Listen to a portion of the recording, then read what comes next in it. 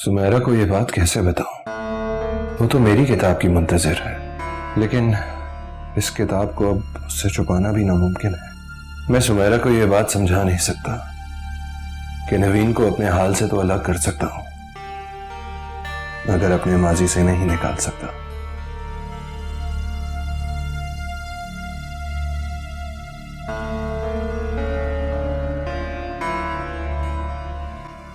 आरिफ, वो मैं कहने आई थी कि आलियान का एडमिशन क्यों नहीं करवा देते हम स्कूल में? 3 साल का हो गया है वो। हाँ, कोई आसपास अच्छा स्कूल देख के उसको करवा दो एडमिट। हाँ, है एक स्कूल और बहुत करीब भी है। तुम सुबह जाके उसके एडमिशन की बात कर लो ना। हाँ ठीक है, करा लूंगा। सोचो, हमारा बेटा स्कूल जाएगा, माशाल्लाह। अल्लाह करे जिन हालात में से हम गुजरे हैं उसे ना गुजरना पड़े, इंशाल्लाह। मैं तो सोच रही थी अपने बेटे को एंकर बनाऊंगी, वो मुल्क का मारूफ तरीन एंकर बनेगा। मैं तो सोचा था वो जर्नलिस्ट बनेगा। नहीं, जर्नलिस्ट नहीं, पता नहीं आगे जाके हालात कैसे हैं। लगता है जर्नलिस्ट से दिल भर गया है। जर्नलिस्ट से दिल नहीं भरा, मैं बस हालात से डर गई हूं। तुम ये सोचो कि जो समाज जीशान शाह जैसे लोगों के हाथों से आसी मोहरा हो, वहां पर एक आम जर्नलिस्ट क्या कर सकता है? एक सहाफी की क्या हैसियत है? नहीं सुमेरा, ऐसी बात नहीं है। मुझे लगता है अब भी हमारा माशरा एक इम्तिहान में से गुजर रहा है। नया सूरज तुलू होगा, नए रास्ते खुलेंगे, नई मंजिल की तकमील होगी। तुम सोचती होगी ख्वाबों में रहने वाला इंसान हूं। आजकल के दौर में किस तरह की सोच रखता हूं। मैं अच्छी तरह से जानती हूँ कि हकीकत का सफर ख्वाबों से ही शुरू होता है, और मैं ये भी जानती हूँ कि तुम ऐसे शख्स हो जो ख्वाबों को हकीकत में बदलना जानते हो। इन इलेक्शंस के बाद मैं अपनी किताब भी छपा दूंगा। वैसे तुम्हारी किताब अब तक कंप्लीट नहीं हुई, तुम तो कह रहे थे मुकम्मल हो गई। हाँ, मुकम्मल तो हो गई थी, लेकिन अब अमान शाह के आने की वजह से ख्यालात में कुछ तब्दीली आई है। बस वो सारी चेंजेस मैं इनकॉर्पोरेट कर लूं उसके बाद। वैसे अमान शाह है कहाँ? वो स्टडी में।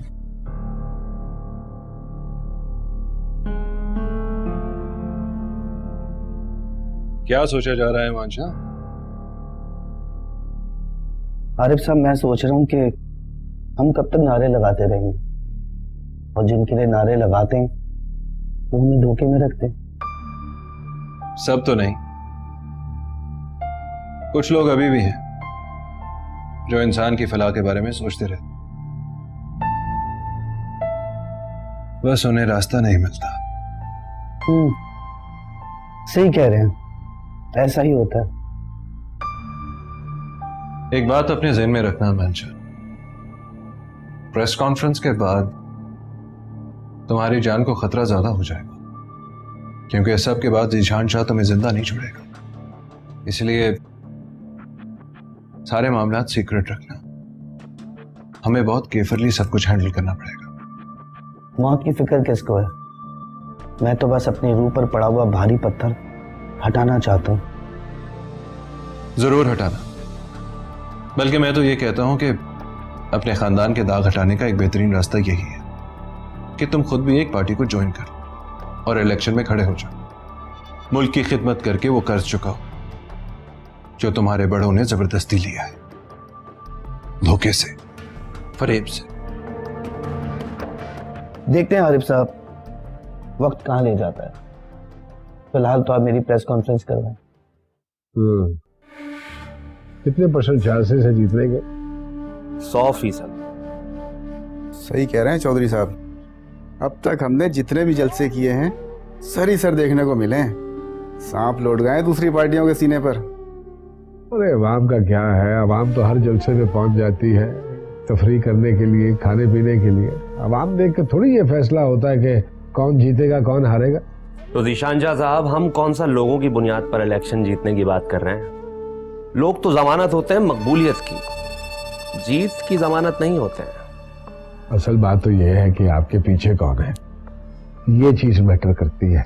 जब ही तो कह रहे हैं आपसे, आप आंख बंद करके बस पैसा लगाते जाइए, कोई खतरा नहीं है आपको। देखिए 5-6 करोड़ रुपए तक लगाने को तैयार हूं मैं, लेकिन वापसी वो देख लीजिए किस सूरत में होगी। जैसे चाहें जीशान शाह साहब, आप टेंडर चाहेंगे टेंडर मिल जाएंगे, कैश चाहेंगे कैश मिल जाएंगे, बाहर के अकाउंट में पैसे चाहेंगे तो डॉलर्स मिल जाएंगे। वैसे मेरे ख्याल में आप टेंडर से ज्यादा कमाएंगे, उसके ऊपर फिर जितना चाहे कमा लीजिएगा। एक बात मैं आपसे पूछना भूल गया, वो मुश्तबा पार्टी ने तो आपसे दोबारा रब्ता नहीं किया? किया था उन्होंने रब्ता मुझसे, चाह रहे थे कि दोबारा हमारे ताल्लुकात अच्छे हो जाए, लेकिन मैंने उनकी पेशकश को रद्द कर दिया। अच्छा किया आप। हमारी कामयाबी में एक ही बारी में आप इतना कमाएंगे जितना माजी में भी नहीं कमाया होगा। ये हो जाए तो ज्यादा बेहतर है, एक ही मर्तबा में ठीक ठाक काम हो जाना चाहिए। मैं तो बाहर सेटल हो जाऊंगा, यहाँ अब कौन रहना चाहता है। और वैसे भी अब ये कौन सी रहने की जगह रह गई है। ये तो बस एक कमाई की जगह है, कमाओ और निकलो। लेकिन इंसान है ना हम लोग, जितना मर्जी कमा ले दिल नहीं भरता। मैंने भी बहुत कमाया है लेकिन दिल नहीं भरा। भाई आपके बाबा ने तो राज किया है यहाँ पर, तो आप क्यों नहीं करेंगे? हाँ, बाबा की तो बात ही कुछ और थी। तो फिर हम मुतमईन रहें? बिल्कुल मुतमईन रहे आप। मैं रास्ते में छोड़ने वालों में से नहीं हूँ, चाहे वो दुश्मन हो या दोस्त। शाह जी आपके बारे में सब जानते हैं जनाब, आपके साथ चलने का मजा ही कुछ और है। आइए प्लीज। जी आप लोग बैठिए, मैं बुला के लाती हूँ। जी शुक्रिया।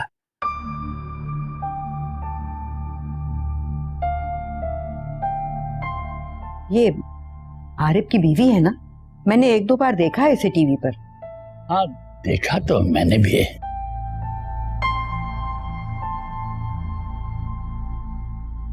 अस्सलाम वालेकुम। प्लीज प्लीज बैठे बैठे, आप लोग बुजुर्ग हैं। शुक्रिया। मैंने वकार उस्मानी साहब से आपका पता लिया। अच्छा, कैसे आना हुआ? नवीन के मुतालिक कुछ बात करनी थी।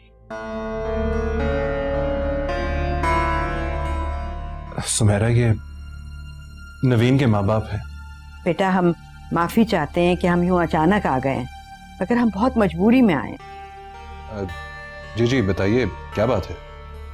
बेटा दरअसल हमें आपकी मदद चाहिए, हम लोग बड़ी मुश्किल में हैं। जी जी कहिए, आपने जो कहना आप कहिए, आप परेशान मत हो। आप तो जानते होंगे कि हमारी बेटी की शादी जीशान शाह से हुई थी। जी जी हमें मालूम है। सॉरी, मैंने आप लोग डिस्टर्ब किया। नहीं नहीं बिल्कुल नहीं, बल्कि आओ मानशा, बैठो तुम, तुम्हारा यहाँ बैठना बहुत जरूरी है। ये अमान शाह है, जीशान शाह का छोटा भाई। जी, उनका सौतेला भाई। जी हमने वो जीशान शाह के घर में आपको देखा था, मगर आप तो कुछ जहनी बीमार। जी हाँ, लेकिन शुक्र है अब अमान शाह बिल्कुल ठीक हो गया है। बहुत अच्छा, बहुत ज़हीन इंसान है। आप प्लीज अपनी बात कहिए, क्या कह रहे थे आप? जी मैं ये कह रहा था कि वो जीशान शाह जो है वो मेरी बेटी पर बहुत जुल्म कर रहा है। उसे बहुत तकलीफें देता है, उसे मारता भी है। आपकी बेटी कौन? नवीन भाभी? जी भाई, वो बदनसीब हमारी बेटी है। और क्या क्या जुल्म करता है वो? उसको इतना शदीद बुखार है, लेकिन वो उसको आराम नहीं करने देता। 2-4 रोज के लिए वो हमारे पास आ गई, मगर वो जबरदस्ती उसे उठा के ले गया। उसने हमें धमकाया, हमें कहा कि वो हमारे साथ बहुत बुरा करेगा अगर हमने उसके घर के मामलात में दखल अंदाजी की। बेटा वो हमारी बेटी है, और तो और वो उस पर शक करता है। क्या शक करता है? पता नहीं बेटा क्यों शक करता है वो, हालांकि हमारी बेटी इंतहाई नेक है। आप परेशान ना हो, आपकी बेटी को कुछ नहीं होगा। मैं जानता हूं अपने भाई को, वो सब कुछ कर सकता है जिसे आप जुल्म की इंतहा कहते हैं। मैं देखता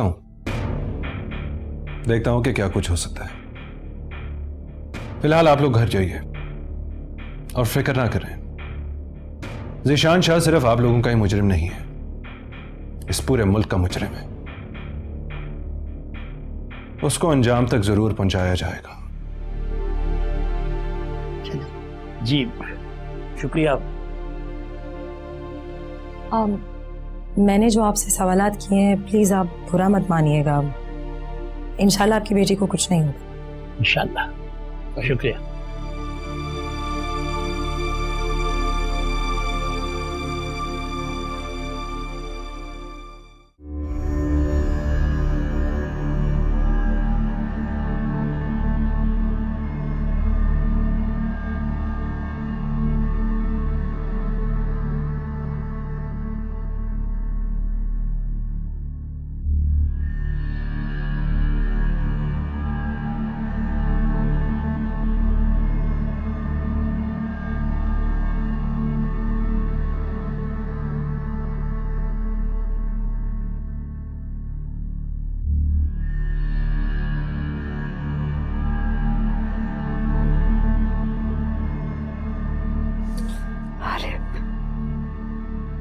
अरे मुझे बचा लो प्लीज। अरे मुझे बचा लो प्लीज प्लीज। अरे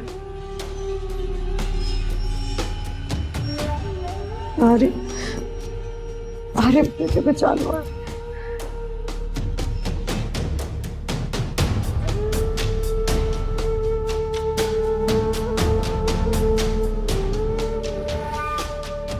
नवीन, नवीन, नवीन। जी जी शाहजी आप। ये तुम अभी ख्वाब देख रही थी क्या? नहीं, मैंने तो कोई आवाज नहीं दी। नहीं, अभी तुम ख्वाब में किसी का नाम ले रही थी ऊंचे ऊंचे।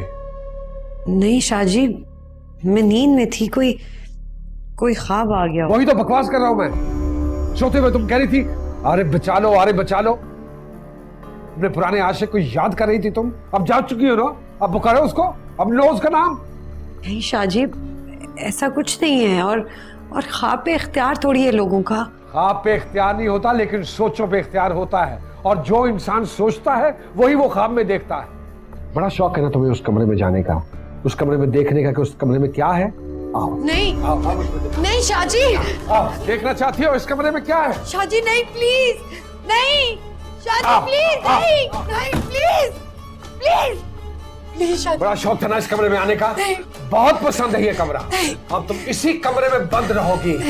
खाना मिलेगा और किसी चीज पे कोई पाबंदी नहीं है। जब चाहो, जिस वक्त चाहो, जिसको चाहो, सोते में, जगते में, याद करो, बाहर में जाओ। प्लीज प्लीज शाहजी, प्लीज मुझे नहीं बंद करो। Please please college Shahji, please मैं मर जाऊंगी। प्लीज प्लीज खोलो प्लीज।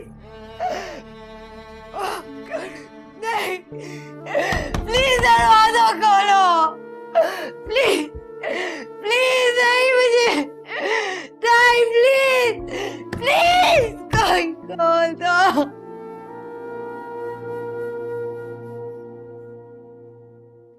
क्या बात है सुमेरा, तुमने सुना नहीं?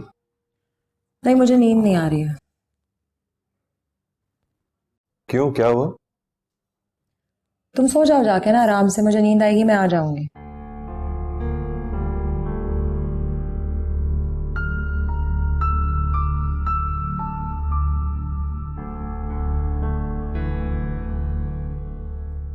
क्या हुआ है? कहीं तुमने नवीन के माँ बाप के आने का बुरा तो नहीं मना लिया? मैं क्यों बुरा बनाने लगी? तुम पूरे जमाने के लिए लड़ाई लड़ते हो, उनके लिए खास तौर पे तुम्हें मना क्यों करूंगी मैं? तुम जानती तो हो सुमेरा, वो लोग बहुत मजबूरी में आए थे। उनकी बेटी बहुत मुश्किल में है। ये तो मैं समझ गई हूं कि उनकी बेटी क्यों मुश्किल में है और ज़ीशान शाह उस पर क्यों इल्जाम लगा रहा है।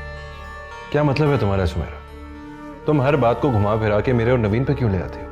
बात जहां से शुरू होती है घूम फिर कर वहीं आ जाती है। क्या तुम उसे उसकी शादी से पहले पसंद करते थे या वो तुम्हें पसंद करती थी?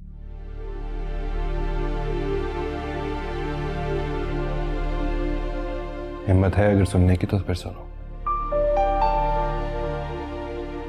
हाँ, मैं उसे पसंद करता था, वो भी शायद मुझे पसंद करती थी, लेकिन हमने कभी इज़हार मोहब्बत नहीं किया। अपनी ख्वाहिशों को तपक तपक के सुलाते रहे कि किसी दिन हमारे हिस्से का भी उजाला आएगा और हम दोनों एक दूसरे से इजहार कर लेंगे। नवीन तो अगर तुम्हें दिल से चाहती थी तो वो शादी के लिए मना कर सकती थी, लेकिन उसने ऐसा नहीं किया। उसने शादी कर ली। एक तरफ तुम थे और दूसरी तरफ ज़ीशान शाह, असर रसूख रखने वाला शख्स। उसने उसका इंतखाब कर लिया। तुम्हें नवीन के माँ बाप बता चुके कि उन्होंने जबरदस्ती उसको मनवाया। फिर उन्हीं दिनों में मुझे तुम्हारा भी पता चला कि तुम भी मुझसे मोहब्बत करते हो। मैंने तुम्हारी मोहब्बत अपना ली और नवीन के रास्ते से हट गया। फिर हमने दोबारा कभी मिलने की कोशिश नहीं की। तो फिर ज़ीशान शाह अब तुम्हें क्यों निशाना बना रहा है? क्या तुम नहीं जानती ज़ीशान शाह मेरा कब से दुश्मन है? आज हालात ने मुझे और नवीन को अमान शाह की वजह से इकट्ठा खड़ा कर दिया है। मगर यह एक इत्तेफाक है सुमेरा, सिर्फ इत्तेफाक। और कुछ तो नहीं रह गया बाकी? और कुछ कहना है वो भी कह दो। नहीं।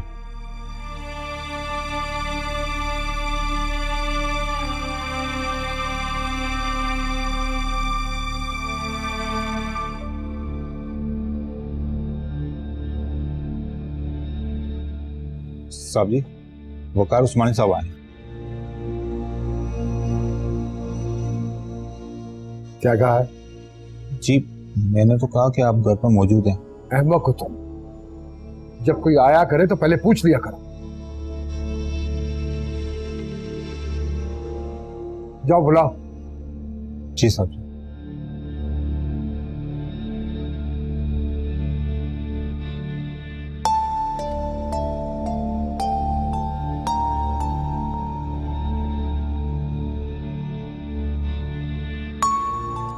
कैसे हैं वकार साहब? अल्हम्दुलिल्लाह।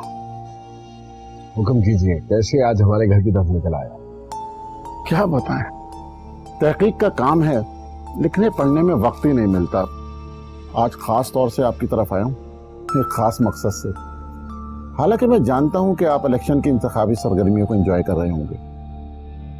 हाँ, वो कुछ दोस्त अहबाब हैं जो इलेक्शन में खड़े हैं। जानता हूँ जनाब, आपकी सपोर्ट से कई लोग मिनिस्टर बन चुके हैं। आप तो लिटरेचर के लोग हैं, बादशाह लोग। ना कुर्सी की ख्वाहिश है, ना उसके छिन जाने का डर, ना दौलत की तमन्ना। बताइए क्या कर सकता हूँ आपके लिए? शाह जी, आप जल्दी से नवीन साहिबा को बुलवा दीजिए, सरप्राइज देना है उन्हें। कैसे सरप्राइज? इतनी अहम बात आपको मालूम नहीं? नहीं, बताइए। शाह जी, नवीन साहिबा की सालगिरह है, एक गिफ्ट भी देना है, आप जल्दी बुलवाइए उन्हें। हाँ, बुला लेता मैं। वो बस कुछ तबीयत ठीक नहीं है उनकी, आराम कर रही है अपने कमरे में। शाह जी, आज उनकी तबीयत कितनी भी खराब हो, ठीक हो जाएगी। ऐसा सरप्राइज है मेरे पास। नवीन साहबा बहुत अच्छी शायरा हैं और कल से तो आपके घर मुबारकबाद की लाइन लग जाएगी। मैं देखता हूँ, अगर वो आ सकी तो मैं उनको बुलवा लेता हूँ। ठीक है शाह साहब, अगर वो नहीं आ सकी तो कोई बात नहीं, हम वहां चले जाएंगे। वो मेरी बेटियों की तरह है। जरूरत नहीं पड़ेगी, मैं देखता हूँ।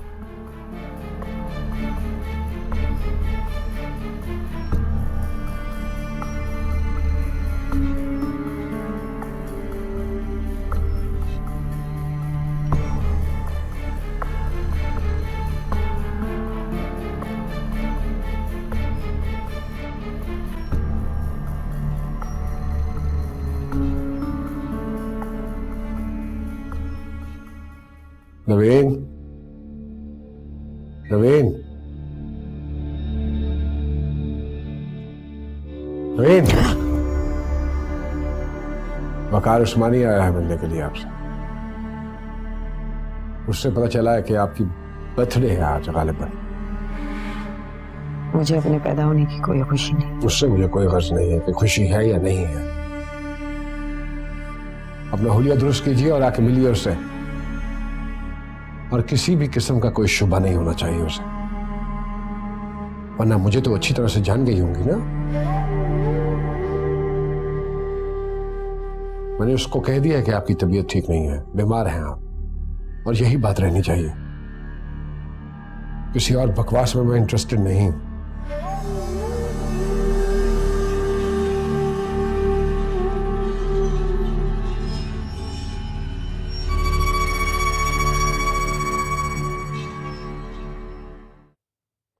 अरे आइए, आप इधर आ जाइए।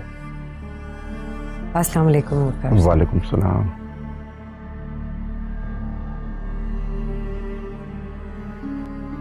आपकी तबीयत खराब लग रही है, आपको हॉस्पिटल में एडमिट होना चाहिए। मेरा इलाज हो रहा है, आपके आने का शुक्रिया। नवीन मेहर साहबा, अदबी बिरादरी आपको बहुत मिस कर रही है, आपकी शायरी की मुंतज़िर है, लेकिन आप तो मंजर से गायब हो गई। आज आपकी सालगिरह है, मैं कुछ गिफ्ट लेके आया था आपके लिए, और एक बहुत ख़ास गिफ्ट लेके आया हूँ आपके बहुत ख़ास दोस्त की तरफ से। ये लीजिए, आप गिफ्ट देखेंगे तो खुश हो जाएंगे। दोस्त का नाम मैं बाद में बताऊंगा। ये तो कोई किताब लग रही है।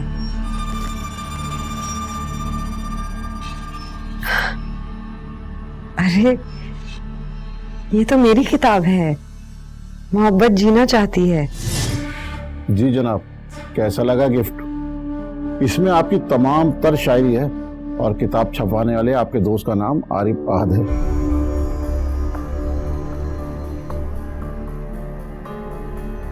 तुमने अपनी शादी का इंतजाम उसके नाम कर दिया? क्यों? वो क्या लगता है तुम्हारा?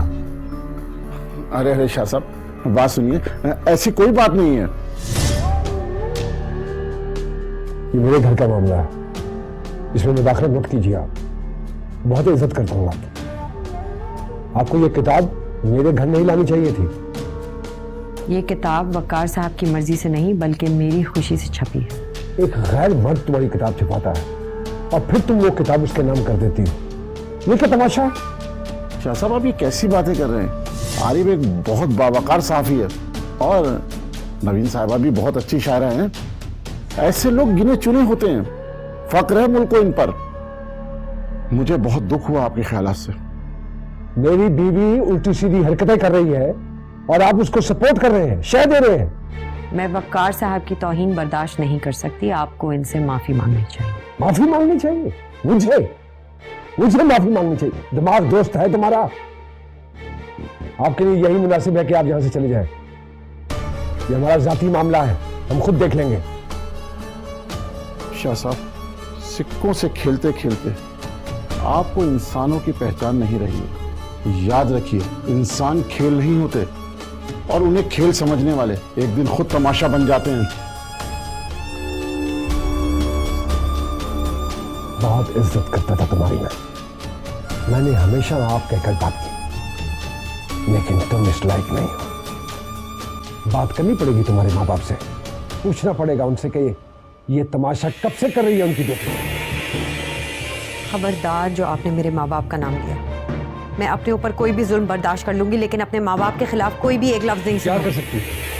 क्या करेगी? क्या कर सकती है? बोलो।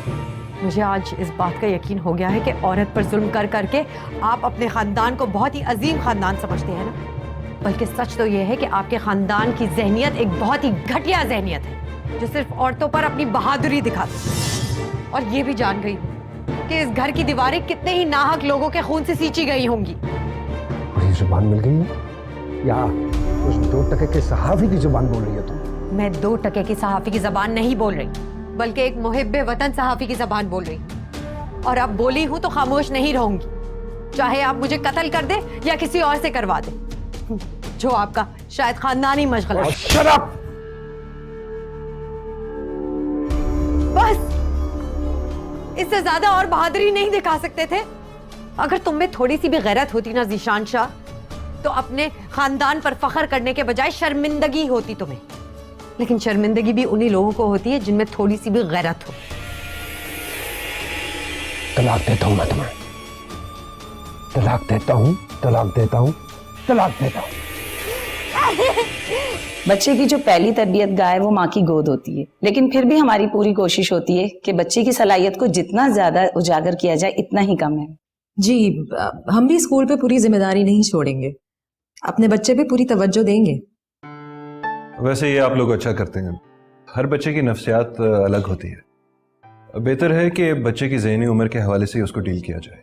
हमारे यहाँ जितनी भी टीचर्स हैं सब क्वालिफाइड है, और वैसे भी हम बच्चों की नफ्सियात के बारे में उन्हें ट्रेनिंग देते रहते हैं। बच्चे की जितनी अच्छी तरबियत होगी, चाहे वो स्कूल से हो या घर से, उतना ही काबिल होगा। जी बिल्कुल।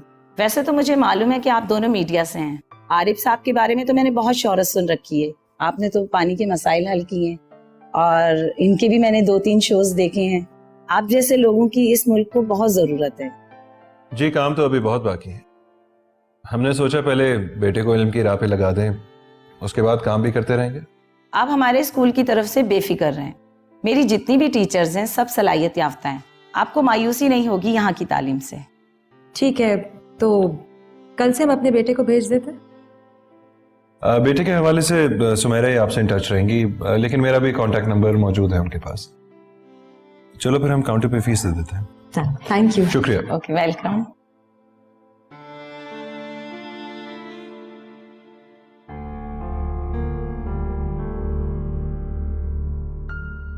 कैसे बताऊंगी मैं अम्मा अब्बा को कि ज़ीशान शाह ने मुझे तलाक दे दी है।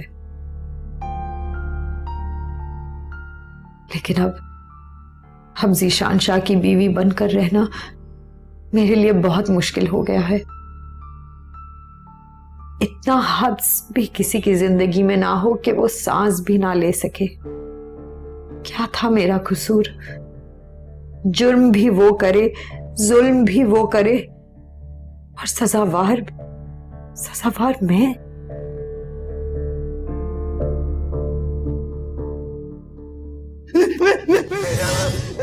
मैं पागल, भाभी।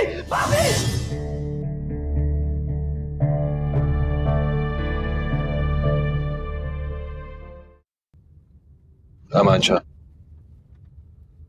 आज जिस मकसद से तुम घर से निकले हो उसे पूरा करके वापस आना। किसी चीज से डरना मत। जो बातें तुम कहना चाहते हो कह देना। आरिफ साहब, मैं समझ रहा हूँ आप क्या कहना चाह रहे हैं, बस आप मुझे प्रेस क्लब पहुंचा दें, सब कुछ कह दूंगा प्रेस कॉन्फ्रेंस में। अगर मुझे अपनी जान पे खेल के तुम्हें प्रेस क्लब पहुंचाना पड़े मैं पहुंचा दूंगा। आपसे एक बात और कहनी थी। हाँ, कहो। अगर मुझे कुछ हो जाए तो मेरी माँ की कब्र जरूर ढूंढिएगा, और मेरी तरफ से एक फूल उनकी कब्र पे रख दीजिएगा। मेरी माँ को फूल बहुत पसंद है। नाज़रीन, एक अहम खबर, ज़ीशान शाह के खानदान के बारे में उनका सुतेला भाई प्रेस कॉन्फ्रेंस कर रहा है, आइए देखते हैं। आप सबको मेरी तरफ से अस्सलाम वालेकुम। मैं अमान शाह आप लोगों के लिए अजनबी हूं, लेकिन मैं मुल्क के मारूफ बिजनेसमैन ज़ीशान शाह का भाई हूं, सौतेला भाई। मेरे बाबा बाबर एहतशाम ने 2 शादियां की थी, पहली बीवी से ज़ीशान शाह और दूसरी बीवी से मैं। मेरे बाबा बहुत जालिम इंसान थे। मेरे बाबा ने अपनी पहली बीवी यानी ज़ीशान शाह की मां को शदीद तशद्दुद का निशाना बनाया। ये बातें मैंने बड़ी माँ के रिश्तेदारों से सुनी। बाद में बाबा ने बड़ी माँ को तलाक दे दी। तलाक के बाद बड़ी माँ ने एक स्कूल टीचर से शादी की जिसका नाम अब्दुल रहमान था। बाद में बाबा ने गांव में उन दोनों का कत्ल करवा दिया। गांव में बाबा के डर से किसी ने भी रिपोर्ट नहीं की। फिर बाबा ने मेरी माँ से शादी की। बाबा का ताल्लुक सियासत से था और अपने ज़माने में उन्होंने बहुत करप्शन की। मेरी माँ को बाबा की हराम की कमाई से नफरत थी। इसी बात को लेकर अक्सर लड़ाइयाँ होती थी और मेरा पूरा बचपन इन लड़ाइयों का गवाह है। बाबा मेरी माँ को हंटर से मारते थे। एक दिन हंटर से इतना मारा कि मेरी माँ का इंतकाल हो गया। मैं माँ का सदमा बर्दाश्त नहीं कर सका और जहनी मरीज हो गया। फिर कब और कैसे बाबा का इंतकाल हुआ मैं नहीं जानता, और कब मुझे मेरे सौतेले भाई जीशान शाह ने मुझे सहनी अमराज के अस्पताल में दाखिल कराया ये भी नहीं जानता।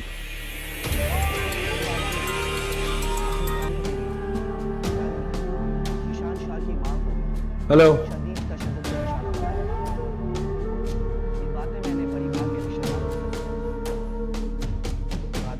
जी जी हमदानी साहब, बताइए कैसे याद किया?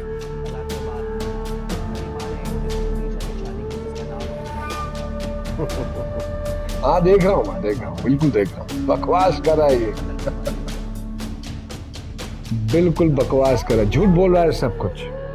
हमारे इमेज को बर्बाद करना चाहता है, हमारी रेपुटेशन खराब करना चाहता है। नहीं कोई इसमें वो। फिर मुझे जनाब आरिफ साहब ने ढूंढा और इलाज कराया मेरा।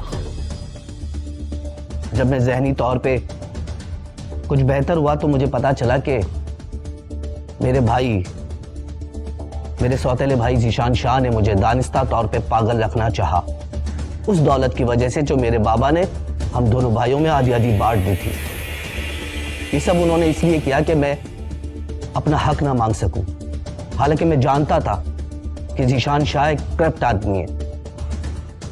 वो सियासतदानों पे पैसा लगाते और उनके जीतने के बाद उनसे टेंडर हासिल करते, करोड़ों कमाते हैं इस तरह। और जब टेंडर मुकम्मल हो जाता है तो उसमें बेईमानी करते, अपनी दौलत में इजाफा कर रहे, दौलत बढ़ा रहे। आरिफ साहब ने इस बारे में जो कुछ लिखा और जो कुछ बताया वो सब सच है। मेरी हुकूमत से इल्तिजा है कि मेरे भाई जीशान शाह के बारे में मालूमात की जाए। उन्होंने बाबा की तरह करप्शन की, इस मुल्क और कौम का पैसा लूटा, और उनसे पूछा जाए कि मेरी माँ की कब्र किधर है, ताकि मैं वहां जाके 2 आंसू बहा सकूं। मैं बड़े वसूख से कह सकता हूं कि बाबा का और जीशान शाह का कमाया हुआ काला धन इस कौम की अमानत है। उसके बारे में छानबीन की जाए और उनसे ये पैसा छीन कर इस मुल्क के खजाने में वापस लाया जाए। शुक्रिया।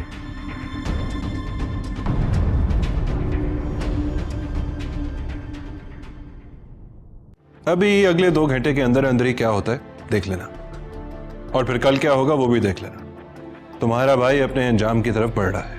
आरिफ साहब, आपकी सोच और फिक्र के हम कायल हैं। समझना तो दूर की बात, अपने बाप के साथ मिलकर अपनी माँ को और अपने सौतेले भाई की माँ को भी मार डाला। अपनी उस जहनियत से मजबूर होकर जो औरत को सिर्फ एक पैर की जूती समझते। उन्होंने मुझे तलाक दे दी। क्या क्या कह रही हो तुम? ऐसा क्यों किया उसने तुम्हारे साथ? तमाशा बनेगा, थूकेंगे लोग हकारत से हमारे घर की तरफ, हमारी तरफ। क्या जरूरत पड़ी थी सांप को जन्म देने की? मन प्यासा यहाँ जिंदगी प्यास है।